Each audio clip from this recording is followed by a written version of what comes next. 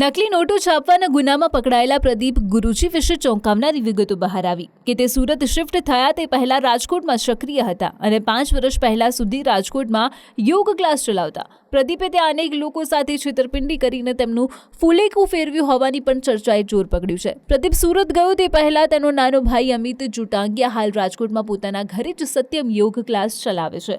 આ કનેક્શન ખુલતા જ રાજકોટ પોલીસે અમિત જુટાંગિયાના રહેણાંક મકાન અને યોગ ક્લાસ પર સર્ચ ઓપરેશન હાથ ધર્યું. જો કે તપાસ બાદ અમિત જુટાંગિયાએ મીડિયા સમક્ષ નિવેદન આપ્યું હતું કે પોલીસે મારા ક્લાસમાં તપાસ કરી છે પરંતુ તેમને અહીંથી કોઈ જ વાંધાજનક વસ્તુ કે નકલી નોટો નથી મળી.